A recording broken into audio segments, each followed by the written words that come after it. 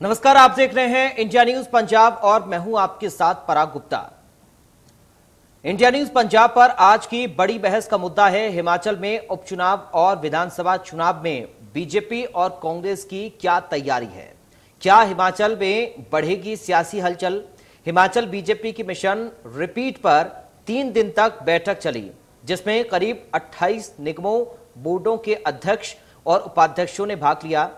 गुरुवार को बैठक के आखिरी दिन निगमों बोर्डों के अध्यक्षों और उपाध्यक्षों ने बीजेपी के राष्ट्रीय उपाध्यक्ष सौदान सिंह, प्रभारी अविनाश राय खन्ना और सह प्रभारी संजय टंडन के समक्ष अपना रिपोर्ट कार्ड रखा। राष्ट्रीय उपाध्यक्ष सौदान सिंह ने अध्यक्षों उपाध्यक्षों को कहा कि वे अगले साल विधानसभा के आम चुनाव के लिए कमर कस लें। साथ ही अध्यक्षों और उपाध्यक्षों से 3 साल का रिपोर्ट कार्ड मांगा गया। इनमें से कई की नियुक्ति हुए साल भर हुआ तो उन्होंने अपने कार्यकाल की उपलब्धियों की जानकारी दी। साथ ही नेताओं से मिले फीडबैक के बाद कमियों को पूरा करने के लिए सरकार के स्तर पर सवाल उठाए जाएंगे। वहीं आगामी दिनों में पार्टी पूरी ताकत से संगठन का काम करेगी, जिसके चलते हिमाचल में जल्द ई विस्तारीकरण योजना से लोगों को जोड़ने का काम किया जाएगा। तो आज चर्चा इसी पर करेंगे। क्या है चुनाव की तैयारी, हिमाचल में आने वाले चुनाव में किस तरह से बीजेपी और कांग्रेस अपनी तैयारियां कर रहे हैं, मिशन रिपीट पर बीजेपी किस तरह से तैयार है और क्या अब हिमाचल में सियासी हलचल बढ़ने वाली है।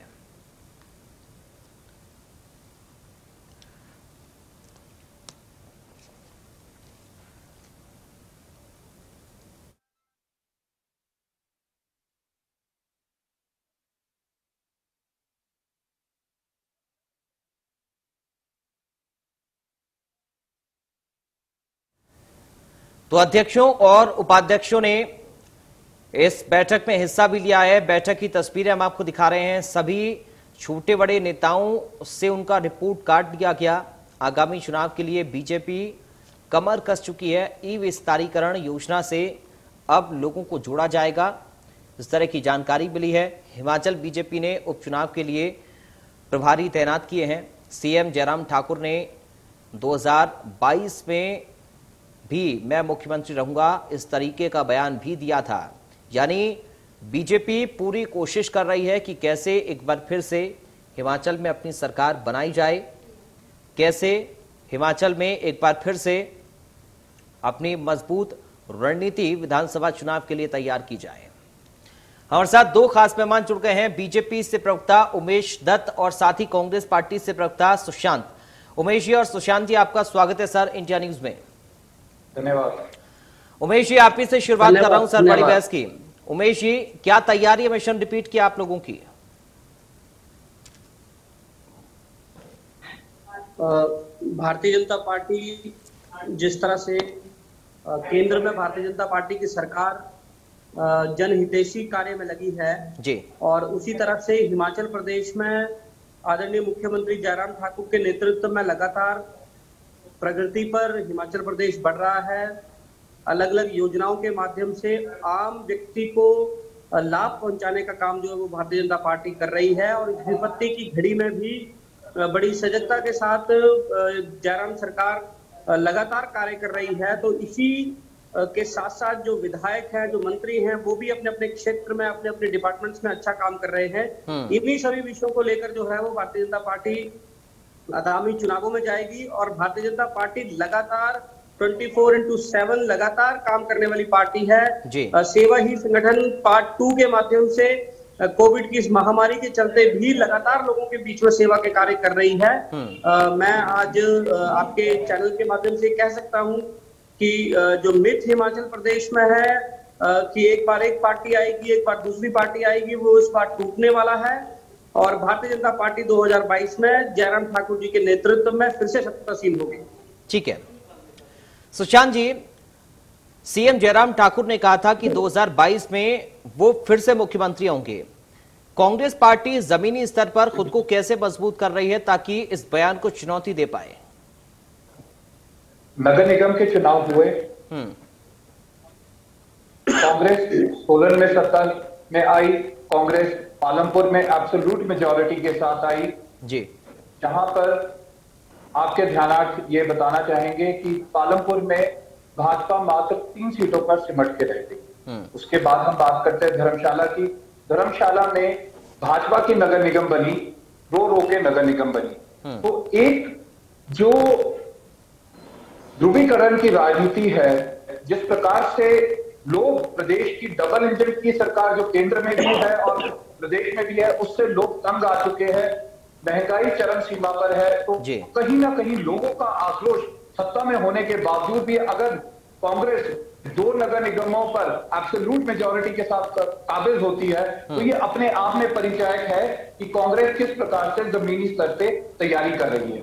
ठीक है उमेश जी, लोकल बॉडी के इलेक्शन का असर क्या विधानसभा चुनाव पर आप देख रहे हैं, जिस तरह का जिक्र सुशांत जी कर रहे हैं? संभवतः लोकल बॉडी का जो चुनाव है उसका संभवतः विधानसभा चुनावों पर असर पड़ेगा। और भारतीय जनता पार्टी 80% से ज्यादा पंचायतों में पंचायत के प्रतिनिधि जीत कर आए हैं। 90% बीडीसी के chairman vice chairman Bharatiya Janata party के हैं और 12 में से 9 जिलों के जिला परिषद के चेयरमैन और vice chairman Bharatiya Janata party के हैं। धर्मशाला नगर निगम में कांग्रेस सत्तासीन थी, हमने उनको बाहर का रास्ता दिखाया है। मंडी नगर निगम में भारतीय जनता पार्टी काबिज हुई है। सोलन में बहुत अच्छी परफॉर्मेंस जो है वो भारतीय जनता पार्टी ने की है। मैं ये मान सकता हूं कि पालमपुर में हम पिछड़े हैं, केवल मात्र 1800 वोटों का जो है वो अंतर है हार और जीत का। संभवतः उसके लिए पार्टी फिर से लग गई है पालमपुर में भी। और पालमपुर विधानसभा का चुनाव हिमाचल प्रदेश के 2022 के चुनावों के साथ भारतीय जनता पार्टी फिर से सत्तासीन जो है वो प्रदेश में होगी। संभवतः लोकल बॉडीज के चुनाव में भारतीय जनता पार्टी आगे बढ़ी है और भारतीय जनता पार्टी को इसका लाभ मिलने वाला है। ठीक है सुशांत जी, दरअसल उमेश जी का कहना यह है कि अगर एकाध सीट पर कांग्रेस पार्टी ने बाजी मार ली और वो भी कुछ वोटों के अंतर से, तो इसको आप अपनी जीत मत समझिए। और बीजेपी के प्रवक्ता हमेशा इस बात का दावा करते हैं कि उनकी जो मजबूती है वो वार्ड स्तर से है और कांग्रेस पार्टी अपने आप को जमीनी स्तर पर मजबूत नहीं कर पाती है। क्या ये बड़ी चुनौती है आपके लिए? देखिए उमेश जी जो बात कह रहे हैं जमीन भाजपा के कंटेक्स्ट में, पहले मैं ये बताना चाहूंगा कि नगर निगम चुनाव जो ये लोकल बॉडीज के चुनावों की बात कर रहे हैं, वो चाहे पंचायत के चुनाव थे, वो चाहे जिला परिषद के चुनाव थे, वो चाहे बीडीसी के चुनाव थे। फॉर एग्जाम्पल आप चुनाव ले लीजिए किन्नौर का, वहां पर क्या हुआ? टॉस हुआ, टॉस में एक भाजपा का चेयरमैन बना, वाइस चेयरमैन कांग्रेस के पास ले आया। अब दूसरी तरफ हम बात करते हैं सिरमौर की, किस प्रकार से कांग्रेस के जीते हुए प्रत्याशियों को भाजपा के लोगों ने सत्ता के दबाव में डाल के अपनी तरफ खींचा। अब बात करते हैं उमेश जी के अपने गृह क्षेत्र धर्मशाला की। अगर धर्मशाला में आप वोटों का डिफरेंस देखेंगे तो मात्र 100 वोटों का डिफरेंस है कांग्रेस और भाजपा में। तो कहीं ना कहीं जो जिस प्रकार से भाजपा ये चीज प्रेजेंट कर रही है लोगों के सामने कि हम सत्ता में आएंगे, तो मुझे नहीं लगता कि किसी भी प्रकार से ये चीजें स्वीकार्य है। और जहां तक बात रही कांग्रेस पार्टी की, अभी पिछले दिनों अगर हम बात करें जिस तरीके से हमारे एक मैराथन सेशन हुआ है पार्टी के अंदर भी, जिस प्रकार से हमारे अलग अलग लीडर्स मिले हैं, तो एक डेफिनेट एक रोड मैप और एक प्लान के साथ हम चुनावों की तरफ बढ़ते जा रहे हैं। ठीक है उमेश जी, 3 सीटों पर उपचुनाव होना है, उपचुनाव की तैयारी क्या है? क्योंकि उपचुनाव का जो असर है कहा जाता है कि विधानसभा के मेन चुनाव पर पड़ता है, तो क्या ये एक बड़ी चुनौती आप मान रहे हैं भारतीय जनता पार्टी के लिए इन 3 सीटों पर उपचुनाव होना, और इसमें क्या दावा बीजेपी का है? देखिए बहुत अनफॉर्चुनेट है कि इन तीनों सीटों पर वहां के स्थानीय नेताओं की दुखद मृत्यु हुई और उसके कारण ये सीटें खाली हुई।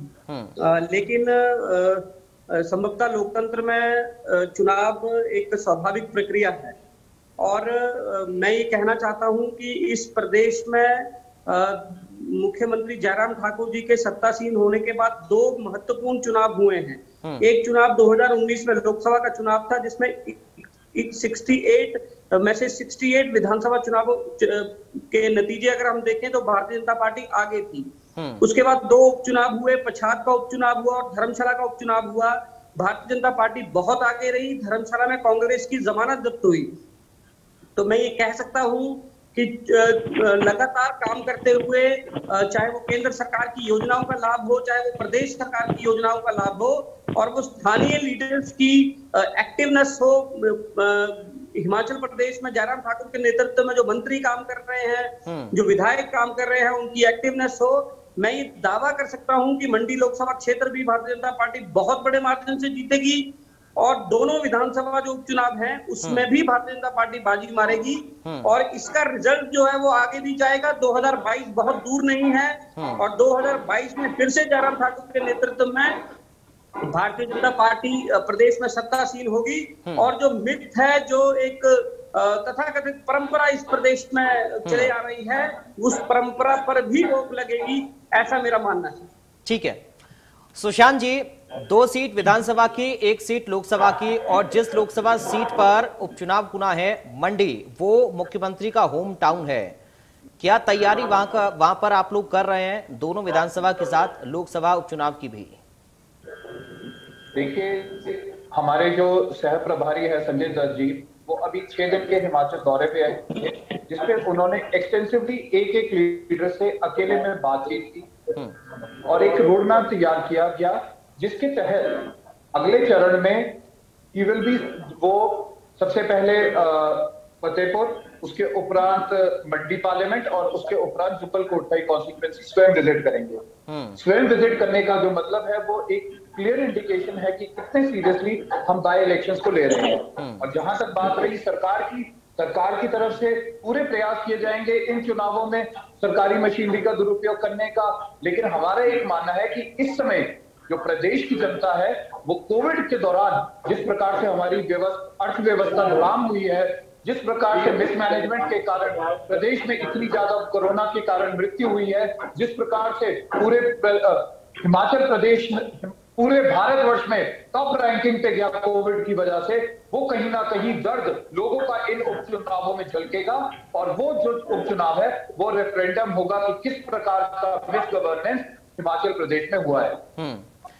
यानी क्या उमेश जी फिर जी सुशांत जी बहुत एक्टिव कार्यकर्ता हैं कांग्रेस के जी, और बहुत लगातार स्टूडेंट लाइफ में भी संघर्ष में रहे हैं, और इन्होंने पहले ही कह दिया है कि सरकारी मशीनरी का दुरुपयोग होगा और भारतीय जनता पार्टी अलग अलग तरीकों का प्रयोग करेगी जी। और मुझे लगता है कि कांग्रेस के नेता पहले ही हार मान चुके हैं, और किस तरह से भारतीय जनता पार्टी की जीत के बाद उनको कटघरे में खड़ा करना है, उसकी तैयारी उन्होंने शुरू कर दी है। ठीक है, ठीक है उमेश जी। सुशांत जी मैं आऊंगा सर। सुशांत जी थोड़ा सा इंतजार कर लें सर। जो दावा कर रहे हैं यहाँ पर उमेश जी, उन पर आप जवाब भी दीजिएगा, अपनी बात भी रखिएगा, लेकिन जमीनी हकीकत क्या है, जमीन पर क्या कुछ चल रहा है, वो एक बार अपने संवाददाता से मैं जान लेता हूं। उमेश शर्मा हमारे साथ जुड़ गए। उमेश बताइए, क्या तैयारियां कांग्रेस बीजेपी की जमीनी स्तर पर आपको नजर आ रही हैं, और जनता क्या कुछ कह रही है? क्या सरकार के कामों से खुश है, या फिर कांग्रेस पार्टी अपने वादों से जनता को लुभा पाएगी? उमेश बिल्कुल, देखिए दोनों ही जो दल हैं, दोनों दल के जो नेता जिस तरह से अपनी अपनी वकालत कर रहे हैं वो अपनी जगह ठीक है, क्योंकि प्रवक्ताओं का काम अपनी पार्टी की बात को आगे रखना है। लेकिन हिमाचल प्रदेश की बात करें तो दोनों दलों के लिए चुनाव जहां अग्नि परीक्षा, कठिन अग्नि परीक्षा होने वाला है, तो आने वाले 2022 का जो रोड मैप है इन्हीं दोनों चुनावों से आगे निकलता दिखाई देता है। दोनों ही दल, कांग्रेस और भाजपा, फतेहपुर की बात करें, मंडी लोकसभा सीट की बात करें, और हाल ही में जहां बरागटा जी का निधन हुआ है, और जुब्बल कोटखाई की बात करें, तो तीनों ऐसे चुनाव हैं जहां पार्लियामेंट जयराम ठाकुर जी का अपना चुनाव जिला भी है, वहां जयराम जी के लिए बहुत कठिन चुनौती ये रहेगी कि कैंडिडेट सिलेक्शन कैसे होगा। क्योंकि मंडी की बात करें तो मंडी में अब ऐसा कोई नेता फिलहाल सामने नहीं दिख रहा है। भाजपा बिल्कुल एक मत से किसी एक नेता के नाम पे नाम ले और उस पर मोहर लग जाए, तो एक सबसे बड़ी चुनौती तो मंडी में भाजपा के लिए कैंडिडेट सिलेक्शन है। उतना ही मुश्किल कांग्रेस के लिए भी, क्योंकि कांग्रेस जिस तरह से पिछले चुनाव में कांग्रेस ने सुखाम परिवार पे भरोसा किया, तो भरोसा बिल्कुल बहुत बुरी तरह से चरमरा गया, बुरी तरह से टूटा है। तो मंडी एक ऐसा लड़ाई का क्षेत्र है जहां मुख्यमंत्री की खुद की प्रतिष्ठा, मुख्यमंत्री का अपना जिला, और मंडी में लैंडस्लाइड विक्ट्री भी पिछले विधानसभा चुनाव और लोकसभा चुनाव में हुई थी। एक तो बड़ी चुनौती दोनों दलों के लिए कैंडिडेट सिलेक्शन की है, दोनों जगह दोनों के लिए मुश्किल है। दूसरा, ग्राउंड पे बात करें तो कोविड काल में जिस तरह से हिमाचल प्रदेश में भी संक्रमण का मामला बढ़ा है, संक्रमण के केसेस में लोग हिमाचल प्रदेश में दुखी भी हुए, प्रभावित भी हुए, लेकिन फॉर्चुनेटली हिमाचल प्रदेश देश के उन सभी जिलों में, राज्यों में से है जहां जल्द से जल्द कोरोना पे काबू पाया गया। तो ये एक बड़ा फैक्टर हिमाचल प्रदेश के चुनाव में रहने वाला है। दूसरा, हम फतेहपुर की बात करते हैं, फतेहपुर में भी दोनों दलों के पास अभी कैंडिडेट नहीं है। तो ले दे के 3 विधानसभा चुनाव की बात करें तो तीनों जगह पसोपेश की स्थिति इन दोनों दलों के पास है। दोनों दल सेलेक्ट नहीं कर पाए कि किनके पास किस तरह से कैंडिडेट सिलेक्शन होना। हालांकि बीजेपी इसमें थोड़ी आगे निकल गई है कि जो उपचुनाव होने उनके लिए प्रभारियों की नियुक्ति कर दी गई, लेकिन बड़ी बात यही है कि जो ये चुनाव होने हैं, एक तो कैंडिडेट सिलेक्शन पे बहुत बड़ी पसोपेश की स्थिति में दोनों दल हैं। हालांकि दोनों दल की स्थिति यह है कि दोनों ने अपनी तैयारियां शुरू कर दी है, क्योंकि पता है कि जो 2022 का चुनाव है वो इसी जो तीनों जो चुनाव होने हैं, उपचुनाव, इसकी आधारशिला यहां से रखी जाएगी। जिस तरह से कांग्रेस के प्रवक्ता कह रहे थे कि एक रेफरेंडम होगा, कांग्रेस कोशिश करेगी कि चुनाव में बीजेपी को घेरें और सत्ताधारी दल को घेरें, लेकिन मुश्किल दोनों के पास यही है कि दोनों के पास एक तो बड़े चेहरे नहीं है, बड़े नेता नहीं है इन चुनाव में उतारने के लिए, और सबसे बड़ी बात है कि दोनों में ही खींचतान दोनों दलों में चल रही। तो ग्राउंड रियलिटी फिलहाल यही है कि दोनों दल कंफर्टेबल नहीं है, दोनों को ही काफी मुशक्कत करनी पड़ेगी। लेकिन अभी पिछले जो चुनाव है उसकी रूपरेखा देखें तो दोनों में ही बराबर में नगर निगम चुनाव थे, उनमें बराबर की कशमकश रही है। और कांग्रेस को यह जरूर माना जाता है कि सत्ता होने के बाद भी कांग्रेस ने 2 नगर निगम चुनाव में से 4 में से 2 में जीत हासिल करी है। और सबसे बड़ा जिला जो है कांगड़ा जिला, जहां से 15 विधानसभा सीटें आती है, वहां कांग्रेस ने बीजेपी की सत्ता होने के बाद भी जो पालमपुर जो नगर निगम है, वहाँ नया जो नगर निगम बना था वहाँ अपनी सत्ता बनाई, और जो धर्मशाला है वहां भी बहुत कम मार्जिन से कांग्रेस छूटी है। तो एक बड़ी चुनौती दोनों के सामने यही है कि जो आने वाला जो लोकसभा चुनाव है वहां मंडी में जीत हासिल करनी, और जो 2 उपचुनाव है वहां बड़ी टक्कर यह है कि कैंडिडेट सिलेक्शन कैसे होगा। तो पहले ठीक है, मुझे लगता है इसका जवाब दोनों ही पार्टी के प्रवक्ताओं से लेना चाहिए उमेश। और सबसे पहले सुशांत जी, आप ही से मैं जानना चाहूंगा, क्या इसी जीत को आप अपनी जान समझ रहे हैं, और क्या तैयारी कैंडिडेट को लेकर है पार्टी की? देखिए, जहां तक कैंडिडेट सिलेक्शन की बात है, ये प्रोसेस ऑलरेडी जो हमारा 6 दिवसीय जो कार्यक्रम रहा है प्रभारी जी का, उसमें ये प्रोसेस ऑलरेडी इनिशिएट हो चुका है। लेकिन एक पार्टी का एक डेमोक्रेटिक सेटअप होता है जिसमें एप्लीकेशन इनवाइट की जाती है। जो भी कोई चुनाव लड़ना चाहता है वो अपनी एप्लीकेशन पार्टी मुख्यालय में जमा करता है, वो एक प्रोसेस है।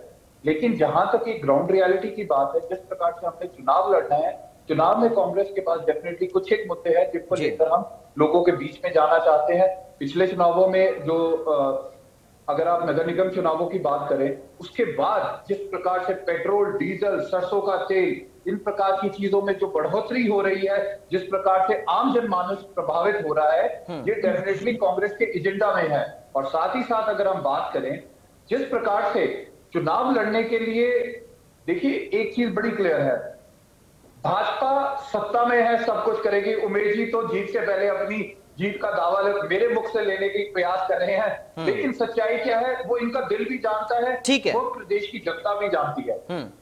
ठीक है उमेश दत्त जी, सर बताइए क्या सच्चाई है, क्योंकि यहां तो सुशांत जी कह रहे हैं कि आप जीत के सपने कितने भी देख लें, लेकिन कांग्रेस पार्टी जिस स्तर पर काम कर रही है अपनी मजबूती के लिए, वो एक बड़ी चुनौती आपके लिए बनने वाली है। और साथ ही जो आपके नेताओं से रिपोर्ट कार्ड मांगा जा रहा है, क्या नतीजे निकल रहे हैं सर उस पर? देखिए, Bharatiya Janata party cadre based organisation है और कार्यकर्ता आधारित एक राजनीतिक दल है, और भारतीय जनता पार्टी में कार्यकर्ता लगातार काम करता है, और उसी में से प्रत्याशी भी भारतीय जनता पार्टी के आते हैं। और वैसे भी प्रत्याशी चुनना जो है वो भारतीय जनता पार्टी में चुनाव समिति और पार्लियामेंट्री बोर्ड का काम है। मुझे लगता है कि पार्लियामेंट्री बोर्ड और चुनाव समिति प्रदेश की जो लीडरशिप है उसके बारे में गहनता से विचार कर रही है। आपने कही कि नगर निगम के निगम धर्मशाला में हम आगे हैं, नगर निगम मंडी में हम आगे हैं, सोलन में बराबरी पर भारतीय जनता पार्टी आई है और पालमपुर में केवल मात्र 1800 वोटों का अंतर रहा है जी। लेकिन दूसरी तरफ हिमाचल प्रदेश जो ग्रामीण क्षेत्र है, आज पंचायत के चुनाव देखें, बीडीसी का चुनाव देखें और जिला परिषद का चुनाव देखें, जिस कांगड़ा जिला की सर ये तो बता चुके आप उमेश, ये तो बता चुके सर, आगे बढ़िए ना इससे। जनता पार्टी 34 सीटें लेकर अपना जिला परिषद का अध्यक्ष चुनती है, अपना उपाध्यक्ष चुनती है। अधिकतर BDC chairman, vice chairman Bharatiya Janata party के बनते हैं। और रही रिपोर्ट कार्ड बनने की, वो तैयारी 2022 की भारतीय जनता पार्टी ने शुरू की है। भारतीय जनता पार्टी के जो लीडरशिप है उसने कहा है अपने विधायकों को जो जो आप लोगों ने काम किए हैं उसका रिपोर्ट कार्ड बनाइए, उस रिपोर्ट कार्ड को जनता के बीच में लेके जाइए, उसमें अगर कोई कमी है तो उसको सुधारिए और लगातार जनता के बीच में अपने ठीक है बहरहाल देखना होगा, ठीक है, जनता को जगाने का काम कीजिए। मुझे लगता है कि भारतीय जनता पार्टी पूरी तरह से तैयार है और नगर निगम के चुनावों के रिजल्ट्स देखें या पंचायत चुनावों के रिजल्ट देखें, उसी तरह से मंडी लोकसभा क्षेत्र और दोनों विधानसभा क्षेत्रों में भारतीय जनता पार्टी जीत हासिल करेगी। ठीक है सर, बहुत शुक्रिया उमेश दत्त जी आपका, सुशांत जी आपका और साथी उमेश शर्मा आपका, बहुत शुक्रिया हमारे साथ जुड़ने के लिए और तमाम बातचीत करने के लिए, अपनी अपनी पार्टी का पक्ष रखने के लिए। जीत के दावे दोनों ही पार्टीज के हैं, लेकिन क्या कुछ नतीजे आएंगे ये तो जनता फैसला करेगी। तैयारियां हैं, चुनाव से कुछ समय पहले नजर भी आने लगेंगी किस स्तर पर किस पार्टी की कितनी तैयारियां हो रही हैं। देखना बेहद अहम होगा कि चुनाव, क्योंकि इस बार जब जयराम ठाकुर ने बयान दिया कि एक बार फिर से वही 2022 में मुख्यमंत्री बनेंगे, तो कांग्रेस किस स्तर पर खुद को मजबूत करती है और जमीन पर उतरती है, ये बेहद महत्वपूर्ण है। फिलहाल के लिए मुझे दीजिए इजाजत, आप देखते रहिए इंडिया न्यूज।